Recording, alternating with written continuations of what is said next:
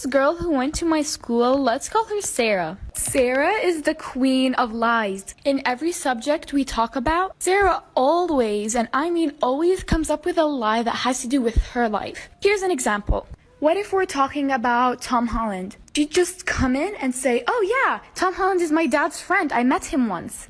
You know, these types of lies. Another one is when she told everyone she's Latina. It was lunchtime in school and we were talking about where we went for the summer. Sarah tells us that she went to Spain and she started telling us on what she did there and says that she's 50% Latina. She also said that she lived in Spain for 6 years. And if there is any person who lived in Spain for 6 years, they must know how to speak Spanish. And then my friend Kayla asked her, what does good morning mean in Spanish? We all know it's buenos dias. My friend Kayla asked Sarah, what does good morning mean in Spanish? And then Sarah looks at us, looks back at her food, and said, I don't know, I'm still taking Spanish lessons. And we just look at her, that she doesn't even know what good morning means in Spanish. If she had lived in Spain for 6 years, she would have known what it meant. I don't know how, but that incident has spread around the entire school. Every person that walks past Sarah just says, buenos dias, basically teasing her about not knowing what good morning means in Spanish. And then Sarah didn't show up to school for 3 days after that. And oh boy, we haven't even gotten to the crazy part.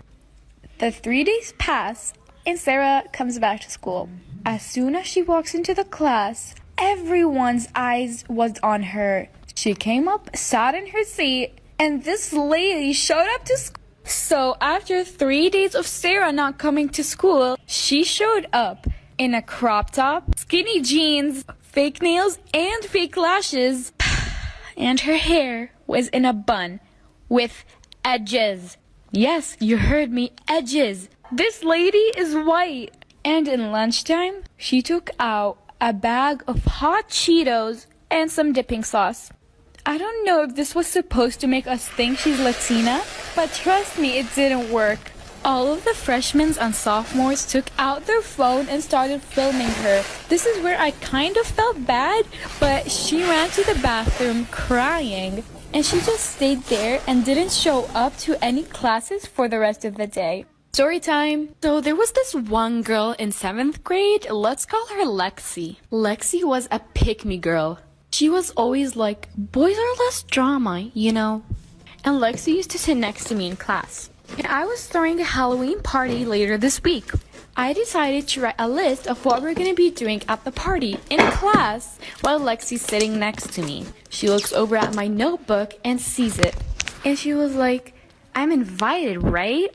I looked at her and I just didn't say anything because I didn't want to tell her she's not.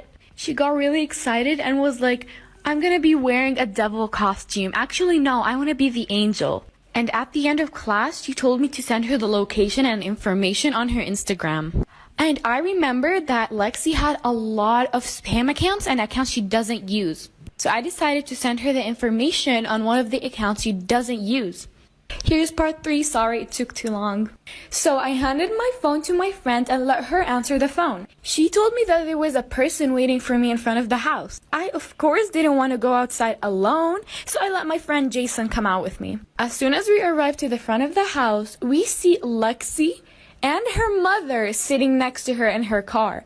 I just stood there in disbelief, not knowing what to do. Lexi got out of the car, looked at me and rolled her eyes, then looked at Jason and started talking to him. She was like, hey Jason, do you miss me?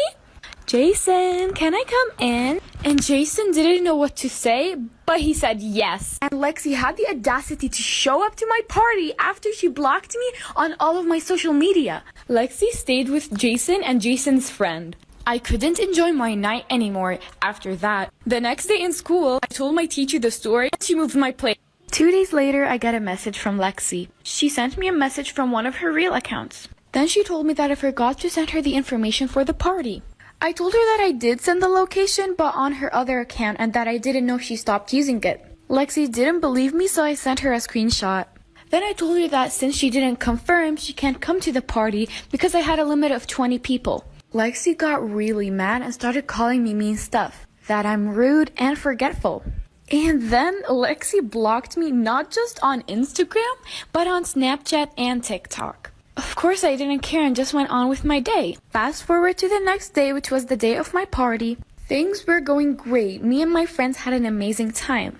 But after an hour, I get a phone call from a random number. I didn't answer, number one, because the music was too loud and I was too busy with my friends. Maybe 10 to 15 minutes pass, and that number calls me again. I handed my phone to my friend and let her. Story time of how I got the best revenge on my worst enemy. So basically there was this girl that literally copied my absolute every move. It all started because the boy that she was dating tried to hit me up. So I guess she was trying to be more like me, I guess. And it all started when I got a puppy. Literally 2 days later, she ended up getting a puppy. The same kind of puppy. Then about a week goes on and I dye my hair blonde. Well, I bleach it. And she dyes her hair blonde. Okay, then the next day, I posted on my story about this app that I was using. It's called Fitness Coach, and I was getting my dream body from it. Also, the link to that app will be in my bio. But then not even an hour later, she posted that she was using it. Then I just noticed every single little thing that I did, she would also start to copy. She even started literally copying my outfits head to toe. So once I noticed that, I decided I was gonna try something out. And I bought a bald cap from the store. And then I posted on a private story with only her in it. Ha, guess what happened 2 days later? I'm running out of time for part 2.